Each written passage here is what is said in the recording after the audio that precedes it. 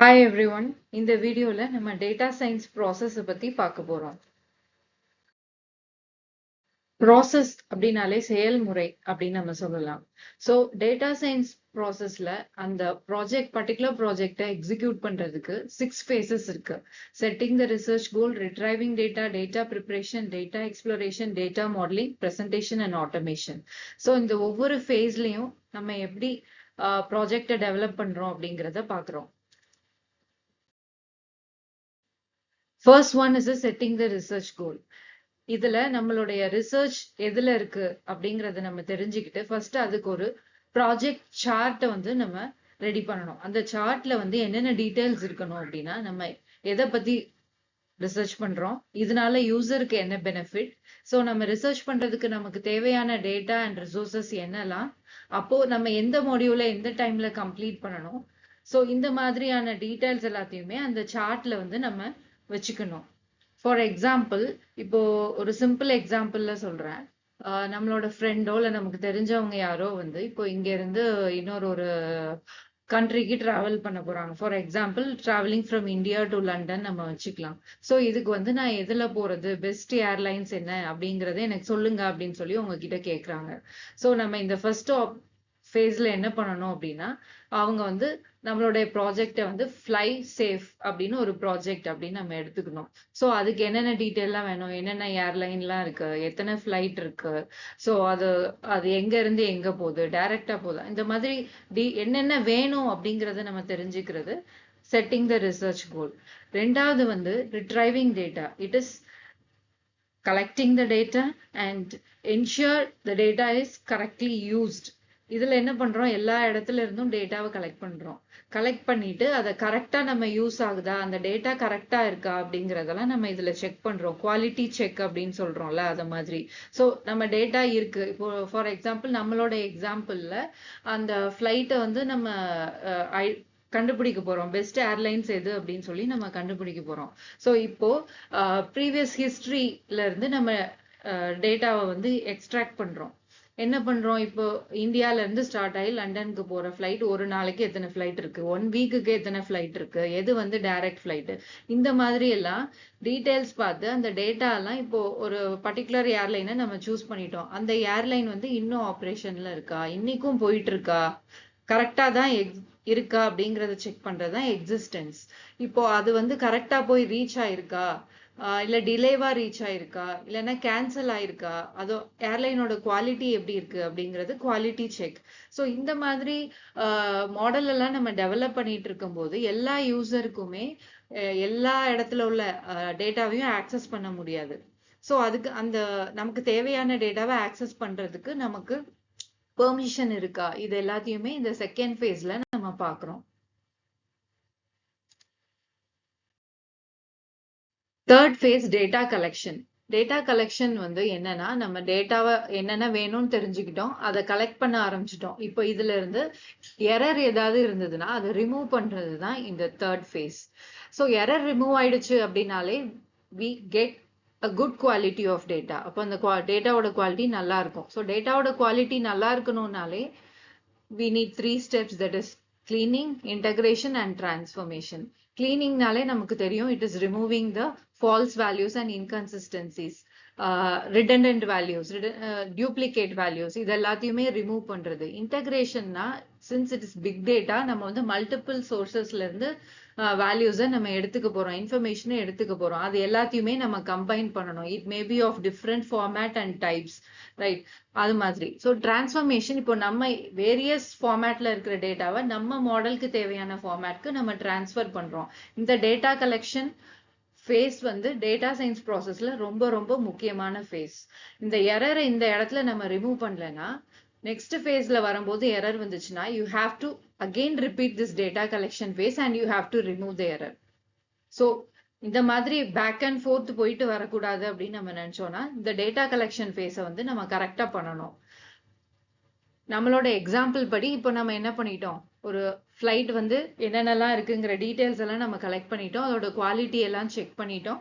இப்போ இதுல என்ன பண்றோம், ஏதாவது ஒரு ஃப்ளைட்டோட details again and again entry ஆயிருக்கலாம், ஏதாவது தப்பா என்ட்ரி ஆயிருக்கலாம், அந்த இதை எல்லாத்தையும் நம்ம இதுல இருந்து ரிமூவ் பண்றோம். ஒரு வெப்சைட்ல வந்து இந்த ஏர்லைன்ஸோட ரேட் வந்து இவ்வளவு கொடுத்துருப்பான், இன்னொரு வெப்சைட்ல வந்து அதே ஏர்லைனோட ரேட் வந்து கம்மியா கொடுத்துருப்பான்.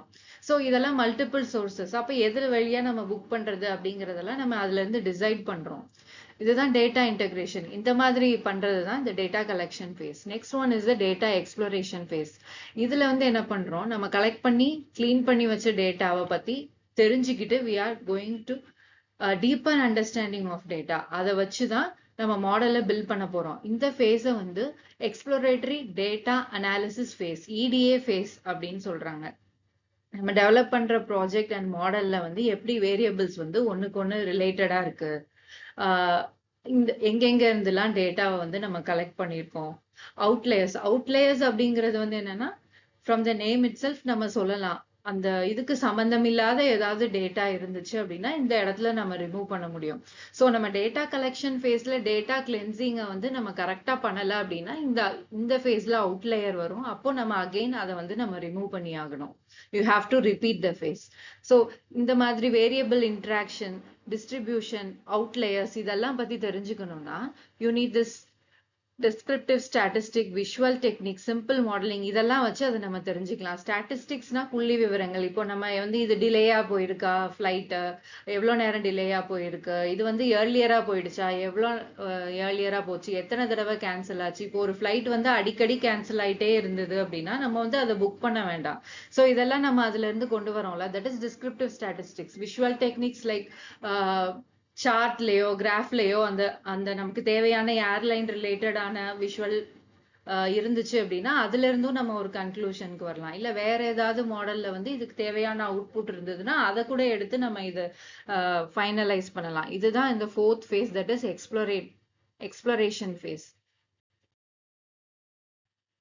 Fifth phase is data modelling or model building. இதுல தான் நம்ம மாடலை வந்து பில்ட் பண்ண போறோம். ஸோ நம்ம டேட்டாவை கலெக்ட் பண்ணியாச்சு, அதை வந்து ஸ்டடி பண்ணியாச்சு, அதுல உள்ள எரர் எல்லாம் ரிமூவ் பண்ணியாச்சு, அதை ஃபர்தரா அனலைஸ் பண்ணியாச்சு. இப்போ வந்து அந்த டேட்டா வச்சு மாடல் வந்து டெவலப் பண்ண போறோம்.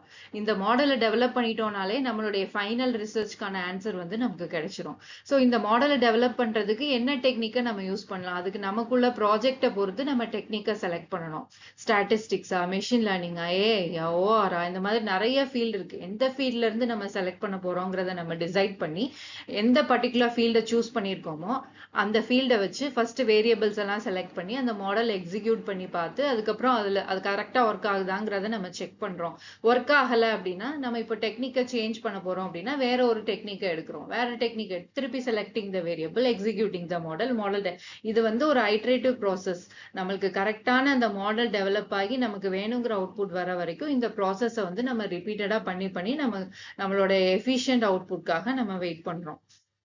இப்போ நம்ம எக்ஸாம்பிள்ல நம்ம இப்போ வந்து ஸ்டார்டிங் டைம், அரைவிங் டைம், அப்புறம் வந்து லே ஆஃப் டைம், எவ்வளோ டியூரேஷன் டிராவல் பண்ணுது, how safe will be the journey, இதெல்லாம் வேரியபிள்ஸ் அப்படின்னு நம்ம எடுத்துக்கலாம். வேரியபிள்ஸ்னு எடுத்து அதுல இருந்து ஒரு பெஸ்ட் ஏர்லைனை நம்ம செலக்ட் பண்ணிட்டோம் அப்படின்னா அந்த ஏர்லைனை பத்தி நம்ம டீப்பா வந்து இன்னும் கொஞ்சம் அண்டர்ஸ்டாண்ட் பண்ணி டயக்னைஸ் பண்றோம். அது வந்து கரெக்டா இருக்கா, போகுதா இல்லையா அப்படிங்கறத. சப்போஸ் அந்த பர்டிகுலர் ஏர்லைன் வந்து இட் இஸ் அ ஃபெயிலியர் அப்படின்னு இருந்துச்சுன்னா திருப்பி you have to select the variable. அதுதான் நம்மளோட எக்ஸாம்பிள்ல.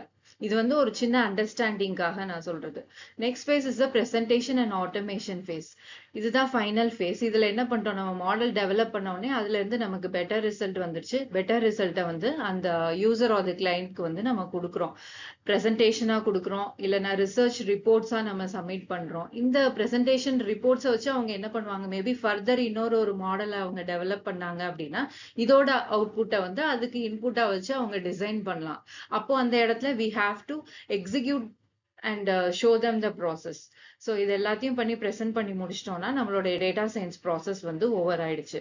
ஸோ we should know என்னென்ன டேட்டாலாம் வேணும் அப்படிங்கிறது, அதுக்கப்புறம் அதுல எப்படியெல்லாம் நம்ம அதை செலக்ட் பண்ணலாம் அப்படிங்கிறது, அதுல இருந்து எப்படி எரரை ரிமூவ் பண்றோங்கிறது, அப்புறம் டீப் அனாலிசிஸ் பண்றோம், அப்புறமா மாடலை பில்ட் பண்றோம், அப்புறமா யூசர் கிட்ட அந்த present பண்றோம்.